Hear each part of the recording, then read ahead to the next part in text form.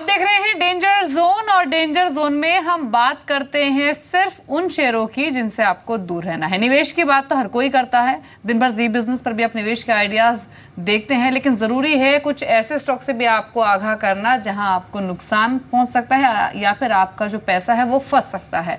कौन से हैं ये स्टॉक्स जहां पर आपको अलर्ट रहना है, ये जान लेते हैं और इसकी शुरुआत करते हैं। मेरे कुछ सहयोगी मौजूद हैं, लेकिन सबसे पहले चलते हैं साक्षी के पास और उनसे जान लेते हैं 4 ऐसे स्टॉक्स जहां पर आज एक नेगेटिव न्यूज़ फ्लो की वजह से या फिर वीक अर्निंग्स की वजह से दबाव देखा जा रहा है, ताकि आप एग्जैक्टली समझ सकें कि आज की गिरावट के बाद आपको करना क्या चाहिए, बने रहना चाहिए, बाहर आना चाहिए या फिर इन स्तरों पर खरीदारी का ये मौका, ये समझ लेते हैं। लेकिन साक्षी पहले बताइए कौन से 4 स्टॉक्स हैं। शुक्रिया दीपाली। शुरुआत आज करेंगे कॉक्स एंड किंग्स के साथ। यहाँ पर डिसअपॉइंटिंग नतीजों के बाद एक बिकवाली देखी जा रही है। क्वार्टर 4 में जो कंपनी ने रिजल्ट्स पोस्ट किए हैं उसमें मुनाफे से घाटे में आई है। एक रिवर्स टर्न अराउंड पोस्ट किया है। 64.56 करोड़ के मुनाफे के मुकाबले 305 करोड़ तक का घाटा पोस्ट किया है। ईयर ऑन ईयर काफी डिप देखने को मिला है और यही एक रीजन है जिसकी वजह से शार्प फॉल सुबह से इस शेयर पर देखने को मिला है और ऊपरी लेवल से करीब करीब 12-13% भी ये फिसलता हुआ नजर आया है। अगला नाम जो है वो मेरा मॉन्सेंटो इंडिया का है। 2 खबरें हैं आज जिसके संदर्भ में, एक तो सरकार ने जीएम सीड्स पर रॉयल्टी की जो सीमा है वो तय की है। बीटी कॉटन सीड के एमआरपी पर ये 10% तक की सीमा तय की गई है और शुरुआती में अगर देखा जाए 5 साल तक के लिए ये सीमा तय हुई है। एक ये खबर है। दूसरा ये कि जर्मनी की बेयर एजी ने कंपनी को खरीदने के लिए 6200 करोड़ डॉलर्स के लिए प्रस्ताव दिया है। ऑल कैश में खरीदने के लिए ये प्रस्ताव दिया और इन दोनों के मद्देनजर आज काफी मॉन्सेंटो में भी दबाव देखने को मिल रहा है। 8% तक का फॉल इस शेयर में ऑलरेडी देखने को मिल रहा है। अगले शेयर के बारे में बात करेंगे जस्ट डायल की। यहां पर बड़ी ब्लॉक डील्स हुई हैं जिसके बाद इस शेयर पर जोरदार गिरावट देखने को मिल रही है। 10 लाख शेयरों का सौदा हुआ है 725 पर और आप देख सकते हैं अभी भी दिन के निचले स्तरों के करीब ही यहां पर शेयर पर कामकाज होता हुआ नजर आ रहा है। आखिरी शेयर जो होगा मेरी तरफ से होगा ब्रिटानिया का। यहां पर भी नतीजों का इंपैक्ट देखने को मिल रहा है। क्वार्टर 4 में जो रहे हैं नतीजे वो अनुमान से कमजोर रहे हैं। कहीं ना कहीं टैक्स पे आउट जो है वो बढ़ता हुआ नजर आया जिसकी वजह से बॉटम लाइन पर काफी प्रेशर आया है और ये एक रीजन है जिसकी वजह से आप ब्रिटानिया में आज भी 180 रुपए की कमजोरी देख रहे हैं। जी इनफैक्ट बट अगर संजीव अगर हम बात करें, जैसे साक्षी ने 4 स्टॉक्स का नाम मेंशन किया, Cox and Kings, larger concerns, एक जो टेररिस्ट अटैक हुआ था यूरोप में और स्लो डाउन इन ग्लोबल जो टूरिज्म है उसका एक इम्पैक्ट देखने मिला है वाइडर बेस इसके अंदर। और Monsanto, just dial and Britannia, ये स्टॉक्स पर आपका क्या व्यू है और रिटेल इन्वेस्टर्स के लिए आप क्या सलाह देना चाहेंगे एट दिस मोमेंट? देखिए, कॉक्स एंड किंग ने नंबर काफ़ी मतलब पुअर नंबर रिपोर्ट किए हैं। जैसा आपने कहा कि लाइक यूएस में टेररिस्ट अटैक हुआ और ग्लोबल टूर ट्रेवल में मतलब काफ़ी इफेक्ट हुए हैं।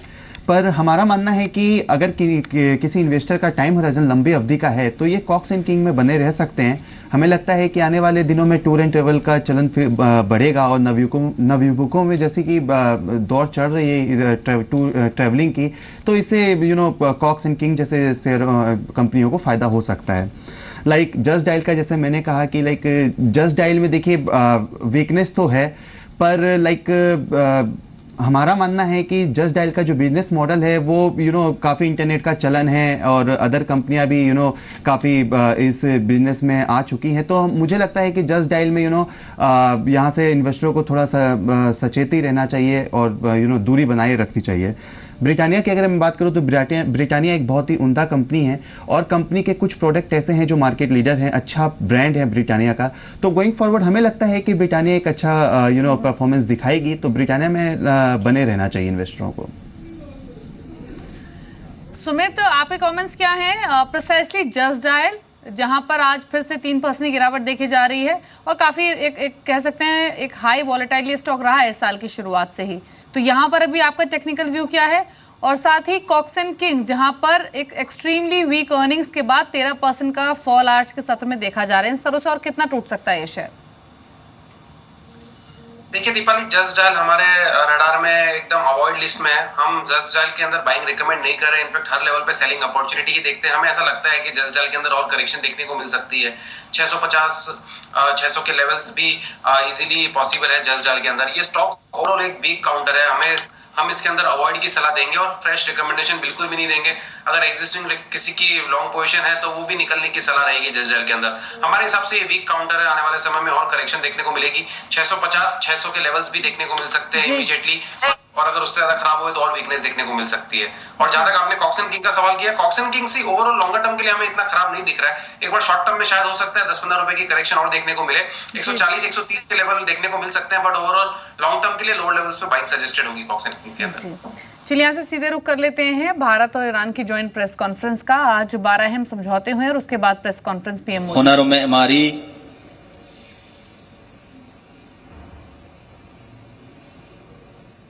अफकार व अंदीशे ها आदाब व रसूम فرهنگ و بازرگانی با یکدیگر در پیوند و ارتباط بودند. As friends and neighbors, we have shared interests in each other's growth and prosperity, and joys and sorrows. به عنوان دوست و همسایه همواره ما در ترقی، پیشرفت و شادی و غم همدیگر شریک بودیم. We can never forget that Iran was among the first countries to come forward in support when earthquake struck my state, Gujarat, in 2001. هرگز فراموش نمی کنیم که به هنگام زلزله سال 2001 در استان من یعنی گجرات، ایران جزء نخستین کشورهایی بوده که به یاری ما شتافته است. Similarly, India is proud to have stood with the people of Iran during your difficult times. همچنین هندوستان افتخار دارد که همیشه در مواقف سختی و دشواری در کنار ایران ایستاده است. I compliment the leadership of Iran for their far-sighted diplomacy. तो Bharat Iran की joint press conference आप ये देख रहे थे और 12 अहम समझौते साइन हुए हैं। कई नई सेवाएं हैं जिनके लिए समझौते हुए हैं। चाबहार पोर्ट को लेकर एक समझौता हुआ है भारत ईरान के बीच में, तो उसके बाद एक ज्वाइंट प्रेस कॉन्फ्रेंस आप देखते हुए। लेकिन चलिए वापस रुक करेंगे डेंजर जोन का, और एक और स्टॉक जिसका हमने लगातार जिक्र किया है डेंजर जोन में, वो है रिको इंडिया का। फाइनेंशियल इरेगुलरिटीज, सेबी के स्कैनर, ऑडिट रिपोर्ट्स, इन सभी तमाम बुरी खबरों के बीच में ये स्टॉक लगातार अपने निवेशकों को सिर्फ और सिर्फ नुकसान पहुंचाते हुए आया है। और अब 26 मई की जो तारीख है वो नज़दीक है और बीएसई की ओर से ऑलरेडी अल्टीमेटम मिल चुका है कि जो ट्रेडिंग है, जो कामकाज है, वो इस कंपनी का सस्पेंड हो सकता है। लेकिन एग्जैक्टली जो ये ट्रबल शुरू हुआ रिको इंडिया का, ये कब शुरू हुआ, क्या क्या डेवलपमेंट्स हुई और अब यहाँ से क्या स्थिति नजर आ रही है, ये समझने के लिए सीधे मेरे सहयोगी मनीष के पास चलते हैं। मनीष, एक वेल्थ डिस्ट्रॉयर रही है रिको इंडिया अपने निवेशकों के लिए। 1000 रुपए का शेयर अब 200-250 रुपए पर आ चुका है। करीब 1-1.5 साल पहले 1000 रुपए का प्राइस ही होता था स्टॉक का। लेकिन जानना चाहेंगे कि अब बीते 1-1.5 साल में क्या क्या हुआ है और अब क्या स्थिति नजर आ रही है। हाँ दीपाली, देखिए 2014 में ये शेयर जो 2014 के फरवरी मार्च में शेयर 100 रुपये का होता था, 2015 में इसने 11-11.5 का हाई छुआ। उसके बाद से लगातार शेयर में गिरावट का ट्रेंड देखने को मिला और पिछले 3 दिनों से देखिए लगातार शेयर में 5% का लोअर सर्किट लग रहा है। जिस तरह से अब खबर ये निकल के आ रही है कि इस कंपनी के बारे में आशंका जताई जा रही है कि इस कंपनी में भी सत्यम जैसा एक बड़ा घोटाला देखने को मिल सकता है। ये ऑडिटर्स ने सवाल खड़े किए हैं। ऑडिटर्स का ये कहना है कि पुराने घाटे को दिखाने के लिए जो है जो बैलेंस शीट है उसमें गड़बड़ी की गई है और कई सारे खातों के बिल जो है गलत तरीके से दिखाया गया और पुराने घाटों को कवर करने के लिए कोशिश की गई है। जो प्रोडक्ट कंपनी बेचती है और जिस प्राइस पे बेचती है वो भी कहा जा रहा है कि वो प्राइस सही नहीं है, तो कहीं ना कहीं वहाँ गड़बड़ी देखने को मिली। जो दूसरी बड़ी बात निकल के आई है कि पिछले कुछ दिनों में देखिए कंपनी के लगातार लोन में एक इजाफा देखने को मिला है। कंपनी का लोन 300 करोड़ था, अब यह बढ़ के करीब जो है 1300 करोड़ के आसपास हो गया है, लेकिन इसमें खर्च नहीं किया गया, यानी कि 1000 करोड़ के आसपास के कंपनी के लोन में बढ़ोतरी देखने को मिली है लेकिन खर्च देखने को नहीं मिला है। ये पिछले कुछ दिनों के फंडामेंटल से कंपनी जुड़े हुए निकल के आ रहे हैं क्योंकि ऑडिटर्स ने जो सवाल किए हैं उसके बाद। अब इस कंपनी के स्टॉक का परफॉर्मेंस देखें तो पिछले एक साल में शेयर करीब 66% के आसपास का टूटा है, जबकि 3 महीनों में देखें शेयर में करीब 53% तक की गिरावट देखने को मिली है। बीएसई पे ने जो है शेयर को कहीं ना कहीं बीएसई के रडार पे ये शेयर आया और बीएसई ने इस कंपनी के खिलाफ एक्शन करना शुरू किया। सबसे पहले उन्होंने 22 मार्च को 6 इंडेक्स में से इस शेयर को बाहर किया। उसके बाद इस शेयर को जो है जेड कैटेगरी में डाला गया। समान तौर पर जंक शेयर या जिस शेयर को लेकर दिक्कतें होती हैं उनको जेड कैटेगरी में डाला जाता है, उस कैटेगरी में डाला गया था। कंपनी ने जो है नतीजे देने में देरी की, बड़ी मुश्किल के बाद उन्होंने जो है नतीजे दिए, उसके बाद लास्ट 2 तिमाही से कंपनी नतीजे नहीं दे रही है और उसमें देरी कर रही है। इस पर कंपनी की तरफ से ये सफाई दी जा रही है कि चूंकि घोटाले की आशंका है इसलिए स्पेशल ऑडिट चल रहा है, ये स्पेशल ऑडिट जब खत्म हो जाएगा उसके बाद ही वो नतीजे देने में सक्षम होंगे।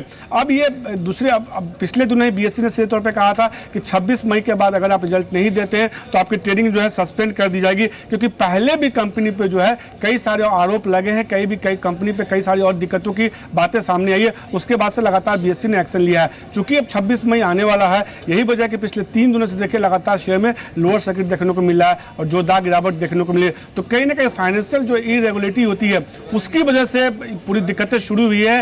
एक्सचेंज भी हरकत में आ गया और इसका असर सीधे तौर पर शेयर पर भी देखने को मिल रहा है। जी इनफैक्ट बट संजीव आपका क्या क्विक रिएक्शन है, जैसे मनीष ने काफी इलॉबरेटेड वे में उसका एक सम अप किया, रिको इंडिया का एक लार्जर कंसर्न डिफॉल्ट बहुत बड़ा जेड ग्रुप में कंपनी को डाल दिया गया था और यहां से लेकर 26 मई तक का अल्टीमेटम दिया गया है रिको इंडिया पर। Is there any comment you want to offer? या श्योर, लाइक देखिए रिको इंडिया के साथ कंसर्न ही कंसर्न है। एक तो कंपनी अपने फाइनेंशियल्स को रिपोर्ट नहीं कर रही है, लास्ट 2 क्वार्टर में फाइनेंशियल्स को अपने रिपोर्ट नहीं कर रही है, तो यहाँ एक बड़ा क्वेश्चन होता है कि क्या बात है कंपनी क्यों फाइनेंशियल को रिपोर्ट अपने नहीं कर रही है। दूसरा, सत्यम जैसा घोटाला की भी बात चल रही है, ऑडिटर की रिपोर्ट पे भी नेगेटिव कंपनी के लिए नेगेटिव व्यू है। तो और जहाँ तक देखिए जैसा आपके सहयोगी ने बताया कि 300 करोड़ के डेट से 1300 करोड़ रुपया डेट हो गया और डेट का यूज़ नहीं हुआ, तो कहीं ना कहीं कंपनी के ऊपर काफ़ी कंसर्न यहाँ नज़र आ रहा है। आप डेट लेते हो 1000 करोड़ से अपनी डेट को बढ़ाते हो, डेट यूज़ नहीं करते हो, तो कहीं ना कहीं ये आपके गोइंग फॉरवर्ड आपके फाइनेंशियल पे भी इफेक्ट होगा। और इस 1000 करोड़ के डेट को जो कंपनी ने बढ़ाई, तो वो कंपनी क्यों बढ़ाई इसका भी क्लियरिटी आना बहुत ज़रूरी है। दूसरा मैं यहाँ ये कहूँगा कि लाइक कंपनी अपनी फाइनेंशियली रिपोर्ट नहीं कर रही है, तो देखिए साँच को आँच नहीं, जहाँ पर एक कहावत कही जाती है, तो इस कंपनी के लिए प्योर यहाँ पर लागू होती है कि अगर कंपनी के पास सब कुछ सही है, कंपनी का फाइनेंशियल सब कुछ सही है, तो Y company is not reporting their financial from last 2 quarter. So मैं आपके चैनल के द्वारा इन्वेस्टरों को ये कहूँगा कि लाइक इन सब टाइप की कंपनियों से बचे रहें जहां पर कॉर्पोरेट गवर्नेंस का इशू है और रेगुलेटर भी अब कंपनी को जेड ग्रेड में डाल दिया है, 26 मई का अल्टीमेटम टाइम है, तो क्या जरूरत है ऐसी कंपनियों में निवेश करने का, निवेश रहने का। तो जल्द से जल्द यहाँ पर इन्वेस्टर यहाँ से निवेश हटा लें और कोई अच्छी और गुड फाइनेंशियल कंपनी में इन्वेस्ट करें। मेरी यहाँ इन्वेस्टरों को ये सलाह होगी रिको इंडिया के लिए। जी चलिए, सलाह आपको दी गई है रिको इंडिया पर, लेकिन अलर्ट रहिए और आज भी 5% के लोअर सर्किट पर है। अगर निवेशित हैं तो बाहर आ जाने में ही समझदारी है, भले चाहे आपको नुकसान हो रहा हो, क्योंकि जो फ्यूचर है वो काफ़ी ब्लीक नज़र आ रहा है रिको इंडिया का। ऑलरेडी एक वेल्थ डिस्ट्रॉयरी कंपनी रही भी है। लेकिन अब बात करते हैं पेनी स्टॉक की, यानी एक ऐसा स्टॉक जहां पर हाल ही में या फिर कहीं बीते 6 महीने साल भर में लगातार तेजी बनी है, लेकिन ना तो कंपनी के फंडामेंटल्स उस तेजी को सपोर्ट करते और ना ही कोई ऐसी खबरें आई हैं। तो फिर ऐसे में ये तेजी वाजिब नहीं है। तो जरूरी है ये जानना आपके लिए कि वो कौन सा स्टॉक है और उस तेजी के पीछे की वजह क्या है। सुमित हमारे साथ मौजूद हैं। सुमित बताइए। शुक्रिया दीपाली। आज जो कंपनी चुनी गई है वो है सबवे फाइनेंस। इस कंपनी के ऊपर अगर आप नज़र डालें तो इस कंपनी के शेयर प्राइस में पिछले 1 साल के दौरान, ये हाउसिंग रियल एस्टेट की कंपनी है और पिछले 1 साल में शेयर 3 रुपये चलते चलते करीब 7.5 से 8 रुपये के आसपास पहुंच चुका है। तो एक जोरदार तेजी इसने पिछले 1 साल के दौरान दिखाई है। 100% ज़्यादा का इजाफा इसमें आ चुका है पिछले 1 साल के दौरान। अब कंपनी फाइनेंशियल के ऊपर नजर डालते हैं। 5 साल में कंपनी की बिक्री महज 44 लाख रुपए, बल्कि पिछले 5 साल में कंपनी का मुनाफा सिर्फ 1 लाख रुपए है। रियल एस्टेट कारोबार में जहां तक कंपनी किसी एक प्रोजेक्ट को भी अगर आप उठा के देखेंगे तो उसकी कीमत आमतौर पे 50 लाख से ज़्यादा होती है, लेकिन कंपनी की बिक्री पिछले 5 साल में सिर्फ 44 लाख है और मुनाफा सिर्फ 1 लाख के आसपास है। कंपनी में डेट कोई नहीं है, प्रमोटर की सारी भी गिरवी नहीं रखी हुई है, लेकिन हाँ कंपनी ने कोई डिविडेंड नहीं दिया अब तक एक बार भी। पिछले जब से इसकी लिस्टिंग देखी है हमने, पिछले करीब 8-10 साल से कोई भी डिविडेंड नहीं दिया। हालांकि बोनस जरूर दिया है, 2006 में कंपनी ने बोनस दिया है, लेकिन उसके अलावा कोई भी कॉर्पोरेट अनाउंसमेंट कंपनी ने अब तक नहीं की है। साथ ही साथ एक और इंपॉर्टेंट एस्पेक्ट जो है वो ये कि महज 1.5 करोड़ रुपए के आसपास की इसकी नेटवर्थ है और कंपनी की मार्केट कैप करीब 1 करोड़ रुपए के आसपास की है। तो ऑलमोस्ट अपने नेटवर्थ के आसपास पहुंच ही चुका है शेयर। एक मोमेंटम स्ट्रांगली इसमें देखने को मिला है, लेकिन फंडामेंटल बिल्कुल सपोर्ट नहीं करते हैं। तो कोई भी अगर आप निवेश करते हैं तो अपने वित्त सलाहकार की राय लेकर निवेश करें और वैसे भी इसमें ना निवेश करें। इससे अच्छी कंपनी मार्केट में अवेलेबल है। जी श्योर सुमित, आप बने रहिए।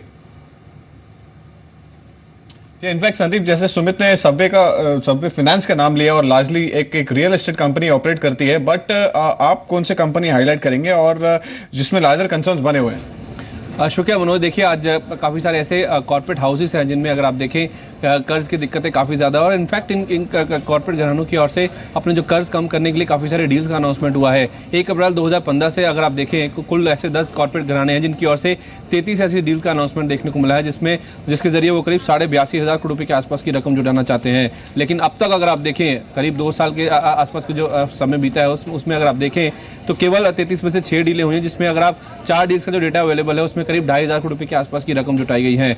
14 डील ऐसी हैं जो कि पेंडिंग है, जिसमें से 9 की वैल्यू अगर आप देखें करीब 49,000 करोड़ रुपये के आसपास की है, और इन 33 डील में से भी 12 डीलें ऐसी हैं जो कि प्रस्तावित है, जिनमें से 7 की कुल वैल्यू अगर आप देखें 28,810 करोड़ रुपये के आसपास की है। काफ़ी सारे ऐसे रीजंस हैं जिसकी वजह से हम देख रहे हैं कि ये डील्स नहीं हुई है, जिसमें अगर आप देखें तो हेयर कट्स लेने को कंपनियां तैयार नहीं है, जिन लेंडर्स के पास ये जो प्रोजेक्ट्स हैं वो गिरवी रखे हुए हैं उनमें कोई आम राय नहीं बन पा रही, और वैसे भी काफ़ी सारी ऐसी कंपनीज हैं जो कि कमोडिटी साइकिल में रिवाइवल की उम्मीद के चलते अपने जो एसेट्स हैं उनको डीवैल्यू करने के लिए तैयार नहीं है, जिसकी वजह से आप देखिए कि जो डील्स हैं वो नहीं हो पा रही हैं। तो ओवरऑल देखा जाए कंपनी की ओर से इंटेंट जरूर है कि वो अपने एसेट बेच के अपने जो कर्ज है उसे कम करना चाहती है, लेकिन अपने जो एसेट्स हैं उनकी वैल्यू को नीचे लाने के लिए तैयार नहीं, जिसकी वजह से अगर आप देखिए अब भी कई ऐसे कॉर्पोरेट घराने जिनके ऊपर कर्ज काफ़ी ज़्यादा है, जिसमें सबसे पहले अगर आप देखें जेपी ग्रुप का नाम आपके सामने रखना चाहूँगा। करीब 75,500 करोड़ रुपये के आसपास का कर्ज है, जिसमें से इनकी ग्रुप कंपनी जेपी पावर की बात करें तो करीब 32,000 करोड़ रुपये के आसपास का कर्ज है। इसके अलावा जीवी की power, GMR infra, Lanco infra, इनके ऊपर करीब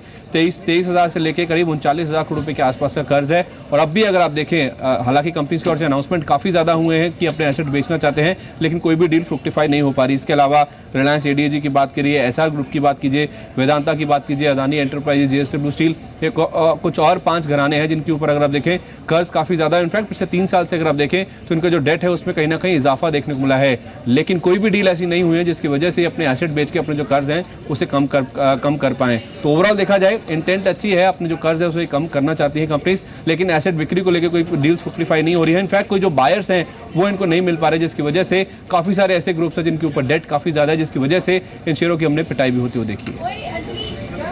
तो जेपी एसोसिएट्स के बारे में बताया संदीप ने, और जेपी एसोसिएट्स इनफैक्ट पूरे ही जेपी ग्रुप के बारे में सुमित ने इसी शो के दौरान पहले भी आपको जानकारी दी थी।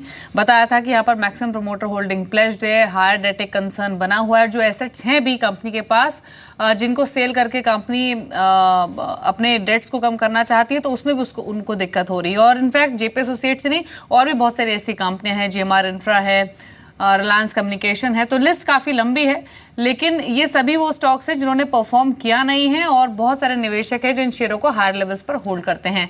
तो हम हर रोज डेंजर जोन में एक एक कंपनी के बारे में प्रिसाइसली बात करेंगे। ये एक ओवरव्यू आप देख रहे हैं कि किन कंपनी पर हम बातचीत करने जा रहे हैं, लेकिन इस बीच डिश टीवी के अर्निंग्स आए हैं और जो मुनाफा है वो 482 करोड़ रहा है, 482 करोड़ रहा है। अर्पू जो है वो 174 करोड़ के आसपास रहे हैं, तो यानी जो प्रॉफिट्स आए हैं डिश टीवी के वो 482 करोड़ के आसपास रहे हैं, यानी 35 अगर वाइवा बेसिस पर कंपेयर करें, कंसोलिडेटेड बेसिस पर का आंकड़ा है 403 करोड़ का यहाँ पर टैक्स रिवर्सल है, और 35 करोड़ से बढ़कर वाइवा बेसिस पर देखें तो 482 करोड़ ये आंकड़ा आया है।